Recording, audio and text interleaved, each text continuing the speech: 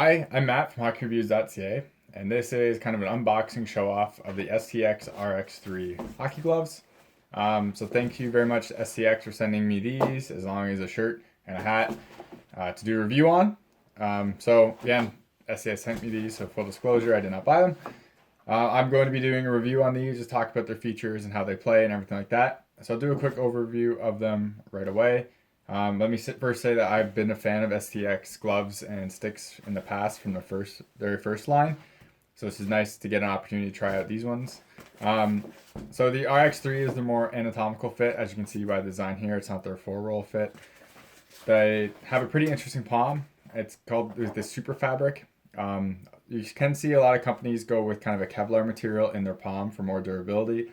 STX went a different route and went with their super fabric, which is an interesting take on it.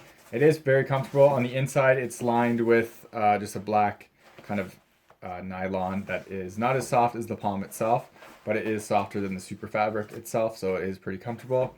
I haven't really noticed this in terms of use on my stick as a negative. You definitely notice that it's not a Nash material because it's a bit more slippery than Nash, but I don't really notice that in affecting the play at all.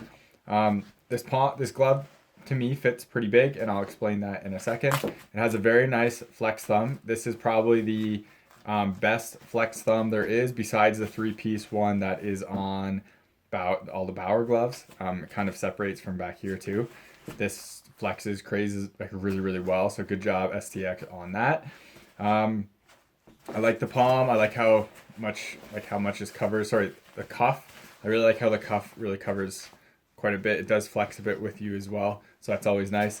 One of the interesting features I noticed people mention right away is, especially people I talk to, is this guard lock, which is a place for your mouth guard to go. So instead of sticking it in the top of your glove, there's actually a little piece of it right here. Pretty genius design in my eyes. So good job STX with that. So these are the Surgeon gloves. I can't remember if I said Surgeon, but they are the Surgeon RX3s. Now, I like the interior liner. It's very soft, nice detailing on it. STX, I think, does a decent job of making this glove look nice with a bunch of different materials without going too overboard. As you can see, there is kind of 3 different materials on here, standard nylon, and it has kind of just a slightly different nylon material on there as well. The gussets are like a spandex. It's not really, really flexible, but it's a nice feel there. The other really interesting piece of this palm design is STX has managed to use one single piece of palm throughout the entire glove. So you can see there's no stitching, obviously, besides on the super fabric. But that palm is one piece all the way through. Pretty interesting. Mostly palms are cut kind of right here. And then there's a thumb piece that goes all the way down here, then the finger piece. So interesting that STX got that, managed to pull that off. One of the big features of STX gloves is how their fingers, I think it's called the M2 knuckle. Their fingers are not connected to the back end of the glove. So when you flex it, you can kind of see, I'm trying to get it in view here better.